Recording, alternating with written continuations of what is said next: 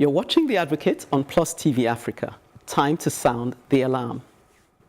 I want to talk about Brexit from the point of view of it representing the breakdown of the pursuit of a group agenda, an international or federal political community versus a national or state community.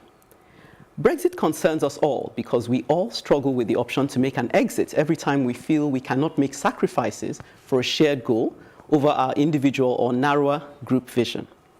In principle, the idea of a European community where shared values and practices are exercised and enforced is a good one, not only because it guards against another, God forbid, World War scenario and Hitler era, but because it makes economic sense. Goods, services, and tourist opportunities can be pooled and interfaced to their maximum advantage. A community of communities. In practice, however, some, including myself, have been concerned that this community could mean conformity to a European state at the expense of the sovereignty of the nation-state. Issues such as immigration and border control, as well as a common currency, have been raised as examples of detrimental aspects of this shared community.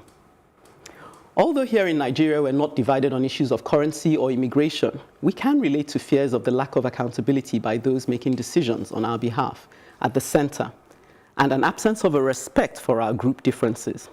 In other words, some feel we're being forced fused in the heated melting pot that is our national project. Arguments are being made for the breakup of Nigeria even today. On certain forums, it runs like a refrain. We don't want a certain people holding us back or imposing their rule over us. We want to have the power of self-determination. We want to exit the Nigerian project. Although these arguments can be considered individually, no man is an island. Looking at unions like the United States of America and even what is working for the European Union despite their challenges, we see that where there is respect for our differences and accountability in governance structures, united we stand is still the way forward. For every argument against uniting for the common good, there's several arguments in favor of staying together. Let's not assume that the door-marked exit is the way to go.